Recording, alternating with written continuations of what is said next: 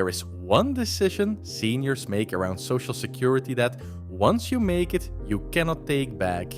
And most people make it wrong, not because they're careless, because nobody at the Social Security Administration is going to sit them down and explain what it actually costs to file at the wrong age, in the wrong month, without the right document. The money you leave on the table isn't a few dollars. Over a full retirement, it can be tens of thousands. Here's the part that makes this worse. Once you file, the window to fix most of it slams shut. You get 12 months to withdraw a claim, and then it becomes permanent. 12 months to catch a decision that follows you for 20 or 30 years. That is not a fair fight, and it's why so many seniors quietly overpay for the rest of their lives. Stay with me, because in the next few minutes, you'll understand the single most important age math nobody explains. The one document that can raise your check. And the specific mistake almost everyone makes when they walk into that Social Security office for the first time. Let me give you the whole picture up front, so you're not waiting for it.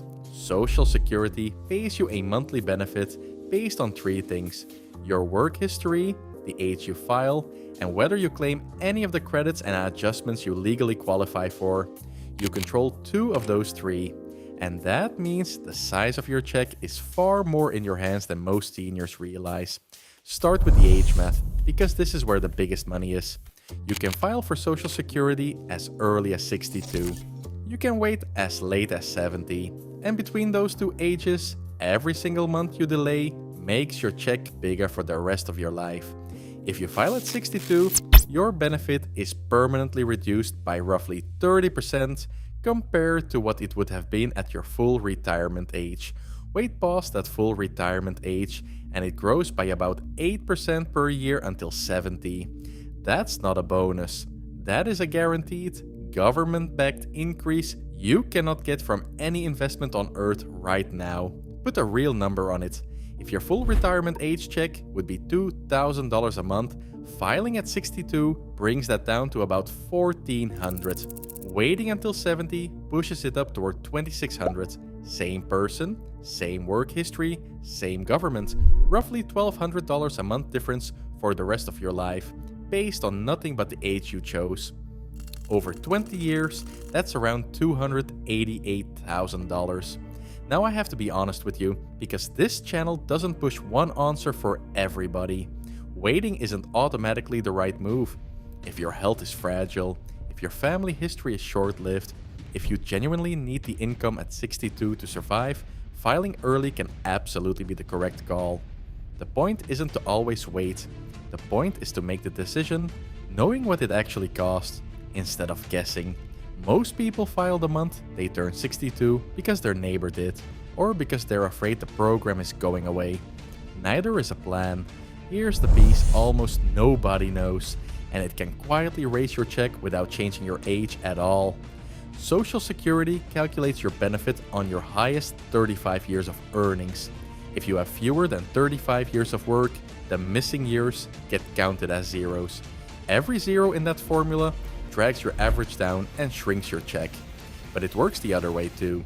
If you're still working in your 60s and earning more than you did decades ago, those higher earning years can replace older, lower years in the calculation, quietly bumping your benefit up. Your action step this week, if you're close to filing, log into your account at SSA.gov. Look at your earnings record and check for years that are zero or unusually low. If you're able to work one more year at a decent wage, that year can quietly replace one of those zeros and raise your check permanently.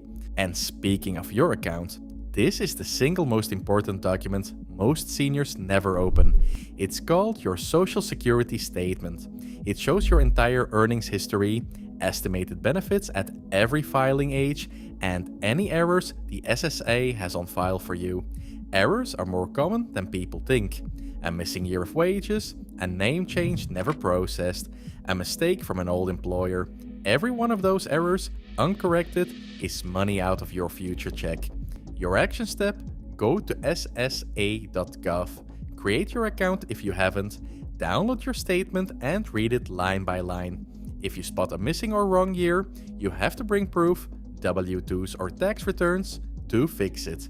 It's tedious. It's also one of the highest paying hours of paperwork you'll ever do. Now let's talk about the mistake almost everyone makes at the Social Security office, because it wastes money in a way people don't even see. When you file, you can choose the exact month your benefits start. Most people default to the month they turn a milestone age, thinking that's simplest. But your benefit amount actually locks in based on the month you claim, and if you file even 1 month before your full retirement age, the reduction can be permanent. On the other hand, delaying past full retirement age, even by 1 or 2 extra months, adds to the check for life. The specific month matters, not just the year, not just the age, the month.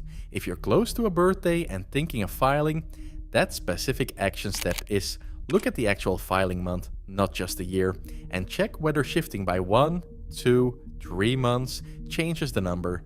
Here's another one seniors get blindsided by: working while collecting. If you file before your full retirement age and keep working, Social Security can temporarily withhold part of your benefits based on how much you earn. The threshold changes each year, but for 2026, the limit for early filers is roughly $24,000, and for every $2 you earn over that, they take $1 back. Now here's the piece that catches everyone off guard, and it's actually good news. That money is not gone. It's not a penalty. It gets recalculated back into your benefits after you hit full retirement age, and your monthly check goes up to reflect it. But almost nobody explains that at the counter. Seniors see the withheld money and assume it's lost forever, so they either stop working or file with resentment. The action step: if you plan to work into your 60s, know the earnings limit, know it's temporary, and don't let fear of the withholding drive the wrong decision. There's one more piece worth understanding, because it affects married seniors specifically: spousal and survivor benefits. If you're married, you may be eligible to claim up to 50% of your spouse's full retirement age benefit while they're alive, or 100% as a survivor after they pass. The rules are complicated, but the money can be significant, and the coordination between when each spouse claims can add or subtract tens of thousands of dollars over the marriage's lifetime. The action step here isn't to do it yourself. It's if you're married and close to 62, this is worth an actual conversation with someone who can run the numbers for both of you together, not separately. The order matters more than the ages. Now here's the honest part, because I'm not going to sell you a fantasy. You can do everything right, file at a perfect age, correct every error on your statement, coordinate perfectly with your spouse, and Social Security will still not be enough to live on for most people. It was never designed to be. It was designed to replace roughly 40% of an average worker's pre-retirement income.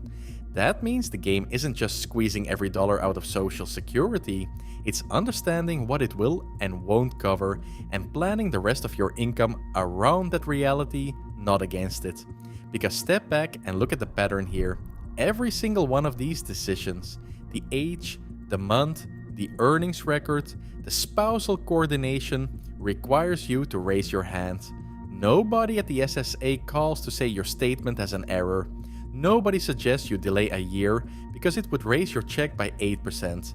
Nobody tells you the withheld earnings will come back. The system is set up to pay you what the numbers say, and the numbers are shaped almost entirely by what you knew before you walked in. So here's what to actually do this week, and it's simpler than it sounds. Log into SSA.gov and open your statement. Look at your earnings history for zeros or missing years.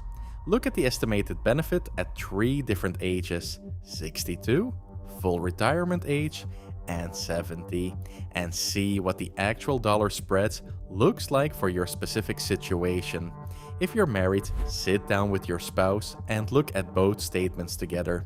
And before you file, no matter how ready you feel, sleep on a specific month, not the year, the month, because that single choice is one of the highest leverage financial decisions of your entire retirement, and it happens exactly once. This is educational information, not personalized financial or tax advice.